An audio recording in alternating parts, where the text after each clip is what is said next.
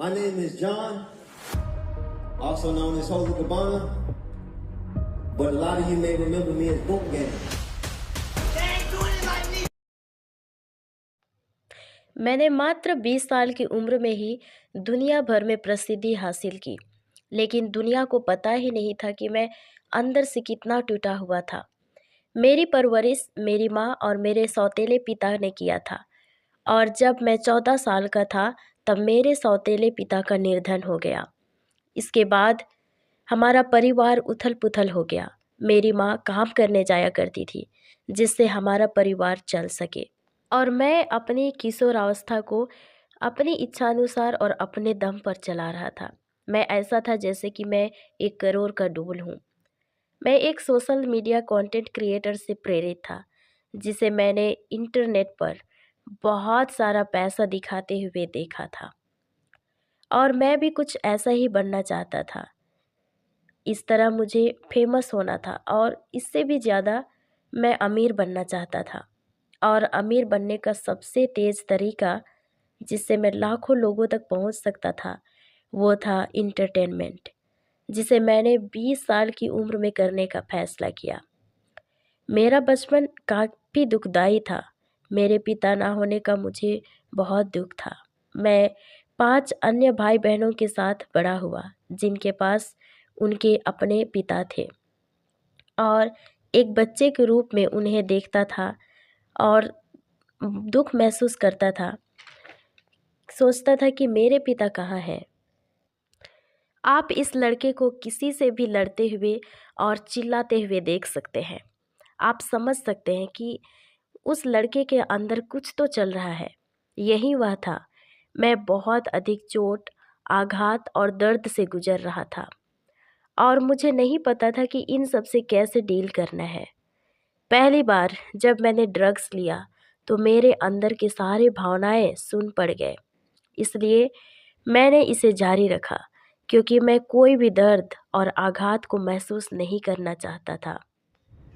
जब मैं loss angel में था, मेरे 22 साल की आयु में मुझे 3 बंदूक और नारकोटिक्स रखने के आरोप में गिरफ्तार कर लिया गया था, और मुझे इसकी सज़ा भी मिली।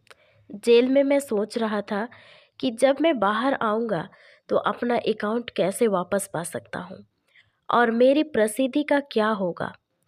यही सब मेरे दिमाग में चल रहा था, लेकिन मैं मेरे साथी जोशुआ को नहीं भूल सकता।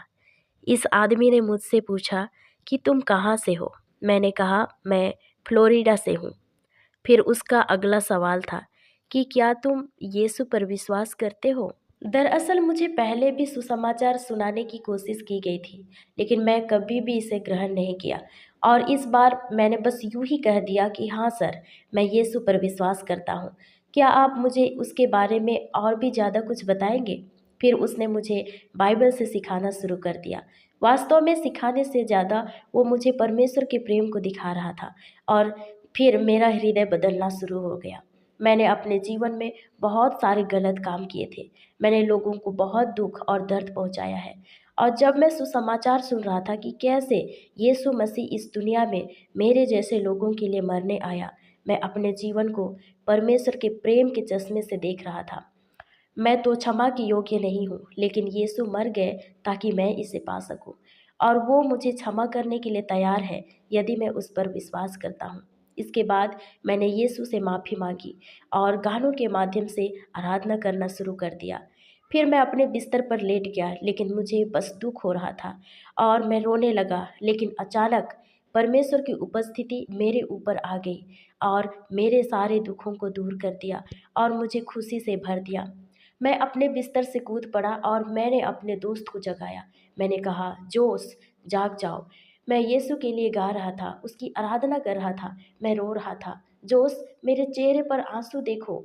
इस तरह मैं उसे अपना अनुभव साबित करने की कोशिश कर रहा था, और कहा कि मेरे ऊपर कुछ आया और मेरी उदासी दूर कर दी और मुझे खुशी से भर दी। उसने फिर मेरे चेहरे की ओर देखा और कहा कि तुम्हारा अभी अभी पवित्र आत्मा से इनकाउंटर हुआ है। जब मैं जेल से बाहर आया तो मैं अभी भी अपने जीवन पर केंद्रित था, लेकिन जिस प्रकार एक व्यक्ति रोपता है, दूसरा उसे सींचता है और परमेश्वर उसे बढ़ाता है।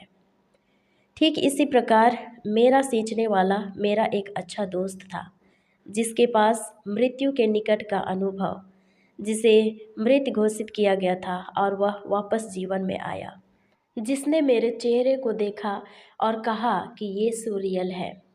ये मुझे काफ़ी प्रभावित किया। मैं कई बार मृत्यु के कगार पर था, इसके बावजूद परमेश्वर के पास मेरे लिए एक योजना थी। फिर मैंने अपने जीवन को पूरी तरह से परमेश्वर के लिए जीने का निर्णय लिया। John, we baptize you right now in the name of the Father, the Son, and the Holy Spirit. Yes, sir. परमेश्वर की महिमा हो, जिसने मुझे God has छुड़ाया है redeemed me. और He has पुनर्स्थापित restored किया me. है। He's उन्होंने given me मुझे a new नया नाम name. दिया है। My name is John, also known as Holy Cabana. मेरा यह मिशन है कि मैं अपनी गवाही लोगों को बताऊं कि हमारे पास एक प्रेम करने वाला और समझने वाला परमेश्वर है, और इससे कोई फर्क नहीं पड़ता कि हमने क्या गलती की है, हमारी बैकग्राउंड कैसी है, हमारी परवरिश कैसी हुई है। बस परमेश्वर हमसे प्रेम करता है।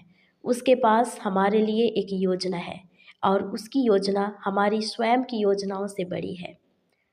20 साल की आयु में मैंने कहा था कि मैं एक करोड़पति वाला आदमी हूँ, लेकिन परमेश्वर ने मेरे लिए जो मार्ग निर्धारित किया है, उसने मुझे उस मार्ग की तुलना में जिस पर मैं चल रहा था, उससे कहीं अधिक संतुष्टि दी है। आज मैं एक क्रिश्चियन हूँ, क्योंकि मैंने परमेश्वर के प्रेम का अनुभव किया है।